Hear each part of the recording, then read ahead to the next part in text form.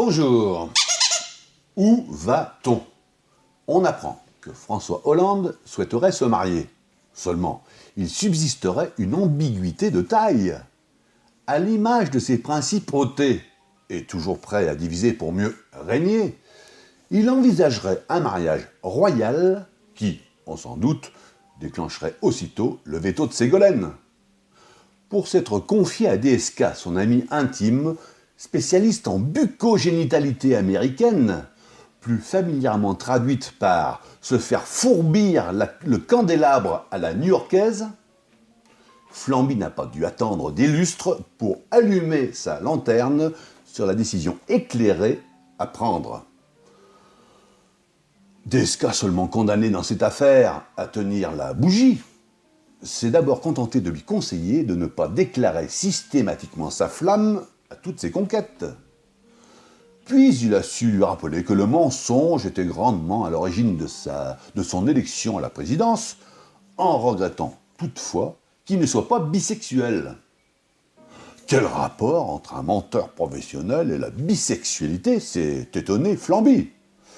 DSK, tenant compte de ses nombreuses apparitions en slip, et conscient de ses bons arguments, surtout quand l'affaire est dans la poche, s'est empressé de lui répondre que devant ses difficultés à se mettre dans le bain, il aurait eu au moins l'avantage d'être déjà en petite tenue, puisqu'un menteur bisexuel, c'est déjà un bi qui nie. À noter que les relations de ce dernier en ont vraiment plein le cul, malgré sa vie tourmentée qui, comme chacun sait, traverse de nombreuses tournantes. D'ailleurs, elles lui ont vivement conseillé de tirer encore, me direz-vous, de tirer parti d'un autre jugement pour viol où un prévenu repris de justesse et déjà doté lui aussi d'un casier judicieux avait décidé par son pourvoi en castration de couper court à ses accusations. Le juge d'application d'épines, retardé à cette audience par une longue queue constituée de badauds, avait éprouvé énormément de difficultés pour trancher.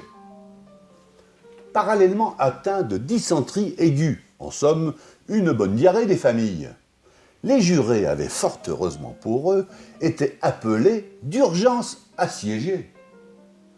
Bien que la chiasse soit déjà ouverte, la défense, dépourvue d'arguments, s'était également retrouvée dans la merde. Sous la houlette de Nicolas que le culot n'étouffe pas, des écolos bien placés s'étaient précipités à l'audience dès lors que le procès était ouvert. Dieu merci, l'économie internationale ne souffre pas trop de toutes ces testiculations fornicatoires, puisque, tout comme celle de DSK, les bourses se portent bien. Voilà, alors, si vous aimez, surtout, n'oubliez pas de liker, et si vous souhaitez me rejoindre sur les réseaux sociaux ou vous abonner, eh bien, c'est par là qu'il faut cliquer. Je vous embarrasse très fort et je vous dis à la semaine prochaine avec Monsieur Pan.